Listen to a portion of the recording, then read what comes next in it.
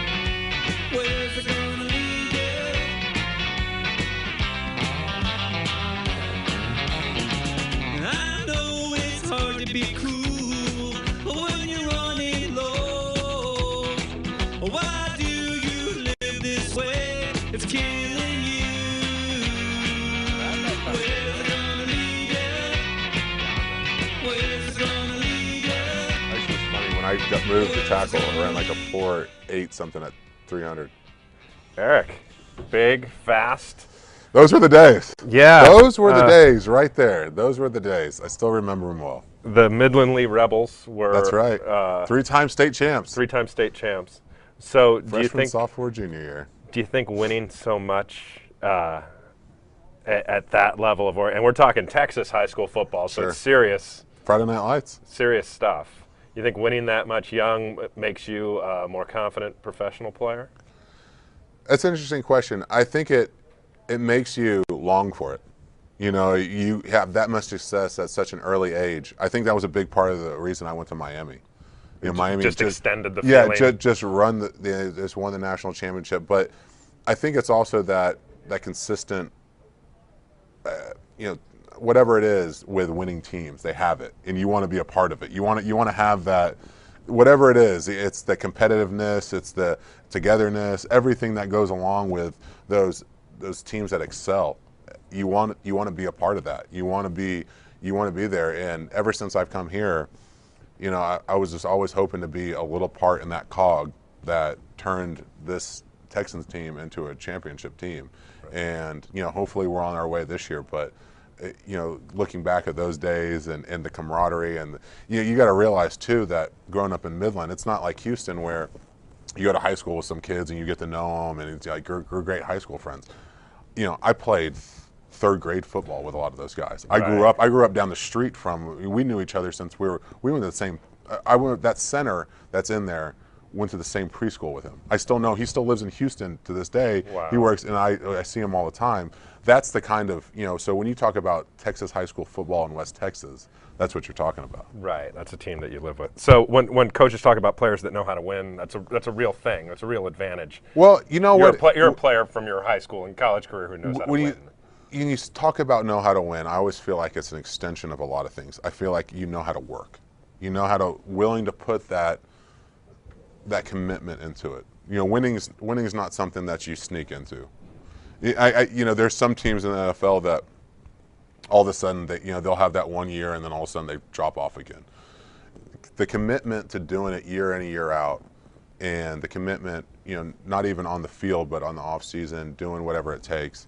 That's what it's all about. I think the winning, he's a winner, it kind of gets overblown. I think.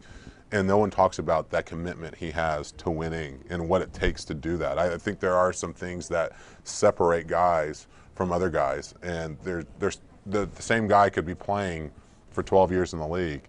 One could be a guy that's a great player but never really wins. Another guy that could be, and there's those little things that separate them. You know, I always hope to be that guy that has those little things. I think you do. I think you do. Well, it's interesting because you had a lot of individual things that happened to you when you were a high school player, like a top.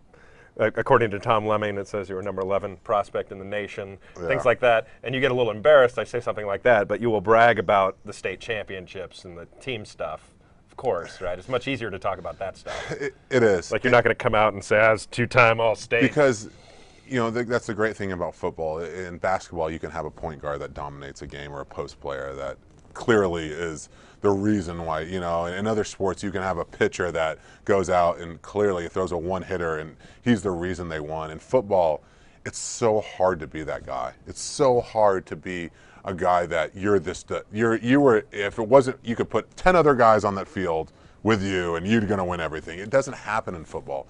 And so when people throw those things at me, you know, it's nice to hear. It's nice to be a part of that, but you realize what went into it. You realize what it took to win it. And like I said, growing up with those guys, knowing the sacrifice we all put in to do that, obviously there were some players that were better than others. You know, we had Cedric Benson, who was maybe the greatest Texas high school running back ever. Right. You know, he averaged 10 yards a carry for a whole year. You know, I mean, that's something that doesn't happen very often, obviously. Sure. But, you know, to have those stuff, to be a part of that, and then obviously, you know, there's an old saying, you know, a rising tide raises all ships. You know, I feel like in a large part of the way, I just rode a rising tide that was going on in Midland at the time, and I was lucky to be a part of it. Do you miss catching the football? All the time. Yeah. Yeah. Well, you know, it's funny. I don't miss running the routes in practice because just completely gassed. But, you know, it was always fun. It was something that it got to a point, it was almost like I was trying to prove my athleticism to people. That's what it really became. It got to a point where it got, you know, I was like, you know, so many people's like, someone that big and can't run that fast, doesn't have the dexterity to catch the balls, can't do that. Right. And I said, oh yeah? And I've always been that kid that said, oh yeah, let me show you. Yeah, you're a big giant guy, and you're very fast. Oh yeah, let me show you. And I have to credit my brothers for that. I have an older brother and a younger brother, and if you didn't know each other, they're twins. They're 5 years apart, and they're both 6'2", 220, blonde hair and blue eyes. Okay. They're both college baseball players, receivers, guys that could run circles around me, but yet I had to keep up with them the whole time. And I always wanted to be a point guard. So, you know, I owe a lot of that to them because I was out there trying to keep up with them. I was out there trying to keep up with my older brother and my younger brother, and he was running, he'd punch me in the back and then run away, and I'd have to go chase him. That was a large reason why I never looked at myself as a big guy. I never looked at myself as like, man, I'm this big player. I looked at myself as, hey, I'm just normal. I got to go out there and compete. And I think that actually helped me with my coordination, and people saw that. I proved myself, and then I realized left tackle was pretty tough too, and that's what happened at Miami. Well, yeah, I'm the middle of 3 boys too, and we're very close in age, and both of them are better athletes than me, and that really made me focus on being funny. It didn't turn me into this amazing. You know what's funny is that I've always experienced with 3 siblings, whether it's 3 daughters or 3 boys, whatever it is, that the last one's usually the funniest one, and that's funny. But the middle one is always different. The older one's the most responsible. Okay. I don't know if that's with you. The older one's the most responsible, too old for his age. Yeah. The middle one always does something kind of to try to stand, but the youngest one is usually the clown. Yeah. That's funny that you're the middle one and you're a little bit I'm the more middle one, clown. but I was the smallest physically. My younger brother was a big giant scary, so I kind of had the role of the youngest. So we're flipped. Our family's flipped. My little brother's actually the run of the family, and then actually got to decent size, but he was the clown the whole time. And then you talk about the oldest one being the most responsible. In my family, we have a saying about you ever make waffles. You know, the first one comes out messed up, and then the rest of them are okay. That's sort of, the brother Dan is the waffle guy. I had a bunch of questions with the producer. He means it with love. No, I love Dan, and Dan's one of the people watching the show. Dan, he loves you. I know that. And Dan was a college baseball player. There you go. So we have this weird stuff in college common. baseball players are messed up people. They are messed up. Baseball players all the way around are messed up. I prepared some questions myself. You mentioned earlier left tackle at Miami, and you're a right tackle now. We know that. Are you a good dancer? If you can, because doesn't it involve being able to do work with both sides of your body? They're known, you know, offensive line around the league are known to be able to shake it, and you know what? I'll be brutally honest with you. Sober, I have no rhythm. Okay. In the bag, I have no rhythm. Okay. That in-between part, Okay. I got a little something working. Okay. I got a little something working. And you know what? You catch me at the right time, you catch the right beat, you know, I'll get it going, a little shoulder action, a little hip action, maybe get a little turn going on at the same time with it. Got it. You know, it's something that, every now and then you'll see come out. So let's imagine the future 5 years after you retire from playing. You obviously have other skills. Let's say you're commentating, you're on the radio, you're doing other stuff, maybe working with a team in the front office, and you get a phone call saying, we want you to be on Dancing with the Stars. Do you do it?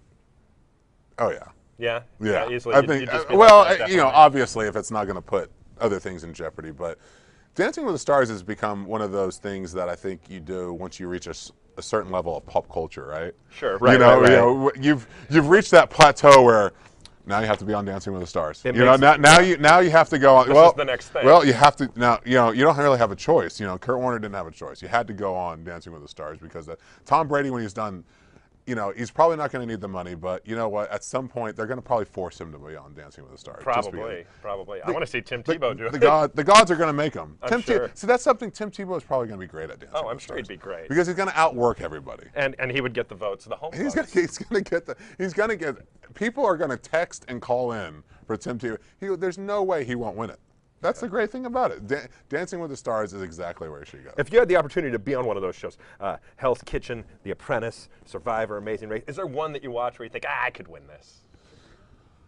I think I like The Apprentice premise. I think it's kind of gotten off. I think it's kind of gone hokey. I think the first couple seasons were legit, like, hey, business skills. You got to be able to do this. You got to be able to sell. You got to stick yourself out there. I think now it's like there's so many celebrity apprentices now. It's just kind of like a beat down version. I also think Amazing Race is pretty cool. Okay, if you I don't know. Who would you be with? Who would be wife. your part? You and your wife? My wife. Amazing Race? My wife or one of my brothers. Okay. That'd be. I picked my wife first. If for some reason she didn't want to do it or she couldn't do it, I picked one of my brothers. Yeah. Because my wife's, she's perfect. She's a perfect brother. You have to say which brother. I can't tell him. Really? No, I'm sorry, Drew. I mean, they're both the same guy.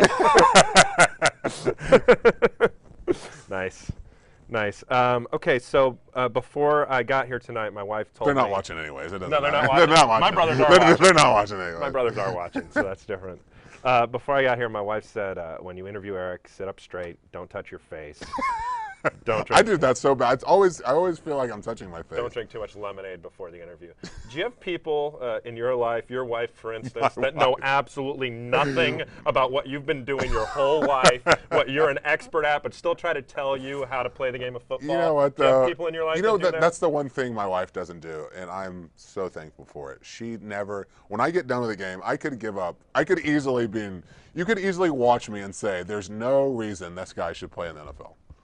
I mean, he just got actually mutilated the whole game, and she's like, "You did great, you did great." And even though I know she knows I didn't, it's nice to hear that she's not out there being like, "Hey, you gotta get your hands inside." If I had, I don't know what you're doing, but you gotta get your hands inside. And I'm not gonna tell you again, But it's nice to know that I don't have to come home and explain myself or just be. I can just be. If I had that kind of support, I don't know. You could be Howie Mandel now. I have the potential. I have the potential. Howie Mandel would have got creeped out that you just touched him. Howie Mandel would be like, "Oh my God." No, but that is the one thing I'll say about my wife. That's a good thing. She's just, it's great. I can just, you know what? There's not a word about the game. There's not a word like, "Hey, great win. I'm so sorry for the loss," and that's it. And it's after that, it's just family time. It's watching the other games on TV, drinking some wine or some beers, and hanging out. You did a little trick-or-treating earlier tonight. I did. That's a great thing. I did. I have a 10-year-old that just turned 10 tonight. Okay. October 30th, Halloween birthday. Oh, cool. Happy birthday, Julie. Happy birthday to Julie. Is Julie old enough to know that her dad can beat up everybody else's dad? Yeah. Okay. Yeah, and she does. And it's what's funny about that is the evolution of that from kindergarten on. She gradually learns the kindergarten boys knew what Dad did. Of course, yeah. But she didn't really quite get it, and it was funny too because she's very protective. And so we went trick-or-treating about 3 or 4 years ago out, and some of the boys came up asking for autographs, and she stood right in front of me and was like, back off. and she's bigger than everybody. And that's Well, the sure. funny thing. And she turns around and she starts looking at them, and they're like, they're like, all right, well, is it okay if we ask your dad? And Okay. and now she's just gotten to the point the last 2 years or so where she gets it and she's like, hey, you know what? I know what dad does. It's cool. Like, I don't think it's that cool, but the rest of you guys can. Nice. I think we're going to see some more highlights from when you were in high school. You got to give the people what they want. I think that, yeah. You got to give the people what they want. This is the reel that made Miami say, we got to get that guy Yeah, and that bring him is. to You're town right. and You're introduce right. him to some tanned young ladies that say they want to see him on the field. So here it comes. We're going to see some more of that footage.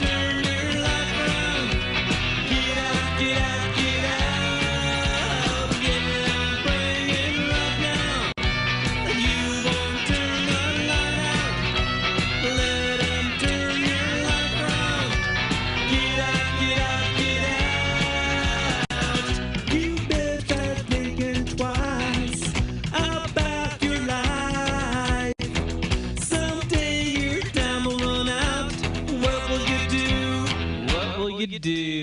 Where's it gonna lead you? Where's it gonna lead you? Where's it gonna lead you?